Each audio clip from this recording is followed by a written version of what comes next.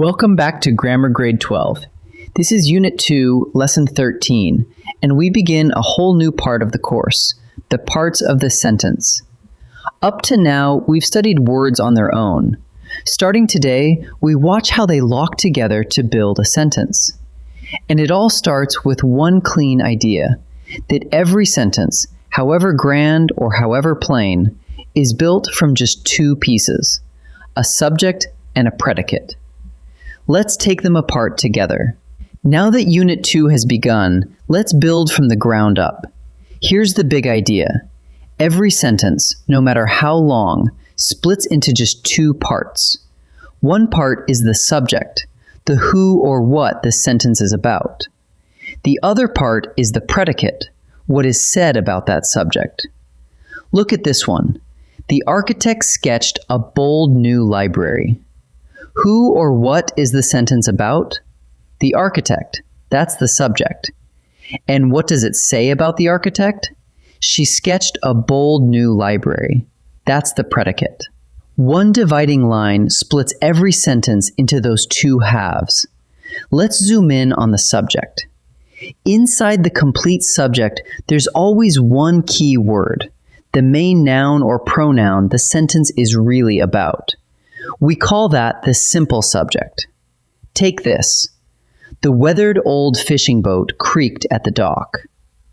All those words up front, weathered, old, fishing, are just describing. Strip the modifiers away, and one word is left standing, boat. That single word, boat, is the simple subject. Find it by asking which one word everything else is decorating. Now the other half. Just as the subject shrinks to one key noun, the predicate shrinks to its core, the verb, or the whole verb phrase. That core is the simple predicate. Listen, the entire orchestra had been rehearsing for weeks. What are they doing? Had been rehearsing. Notice that's three words, two helping verbs and one main verb. But together they name a single action. So the whole phrase, had been rehearsing, is the simple predicate. Always pull the helping verbs in with the main verb. A verb phrase counts as one simple predicate. So far, we've hunted the one key word on each side. Now widen the lens. The complete subject is the simple subject plus every word that modifies it, the whole left half. The complete predicate is the verb plus everything that completes or modifies it, the whole right half. Watch this sentence.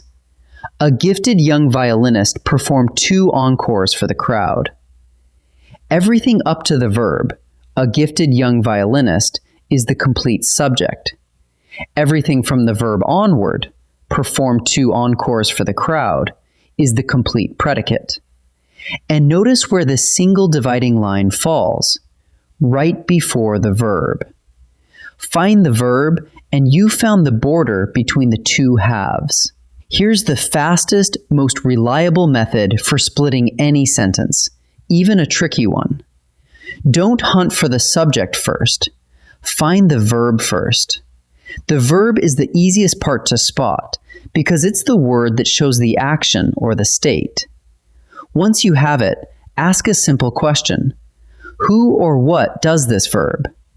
The answer is your subject. Try a sentence that hides its subject at the end. Across the misty field galloped a wild stallion.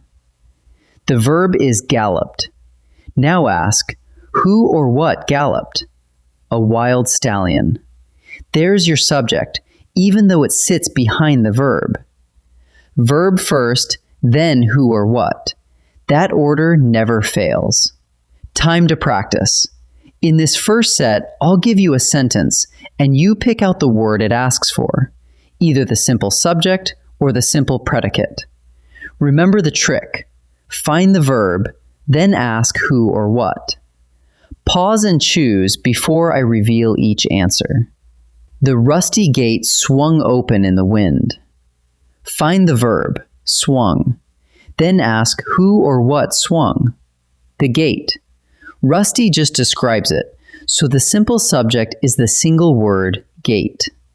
Our new neighbors have been renovating the porch. Ask what they are doing. Have been renovating. Two helping verbs plus the main verb make one verb phrase. So the simple predicate is have been renovating. All three words together. A box of antique metals sat on the shelf. Careful, what sat on the shelf? The box did. Metals sits inside a phrase describing the box, so it can't be the subject. The simple subject is box. In this second set, each sentence needs its dividing line. Decide where the complete subject ends and the complete predicate begins. In other words, which word starts the predicate. The verb marks the border every time.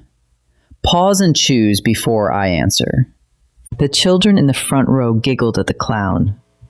Find the verb, giggled, and the dividing line falls right before it.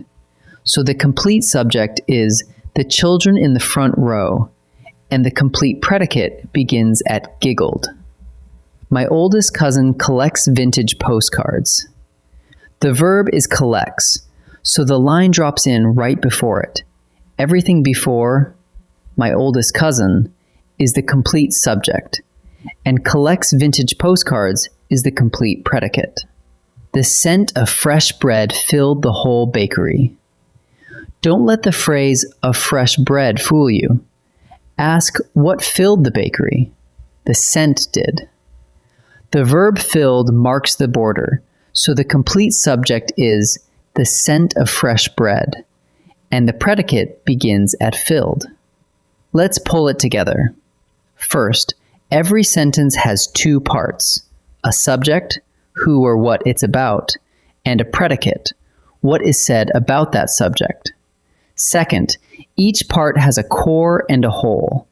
The simple subject is the key noun, and the simple predicate is the verb or verb phrase, while the complete subject and complete predicate add in all the modifiers. And third, the method that never fails. Find the verb first, then ask who or what. That answer is your subject, and the dividing line falls just before the verb. That's Lesson 13. Next time, in Lesson 14, we'll see what happens when a sentence carries more than one subject or more than one verb.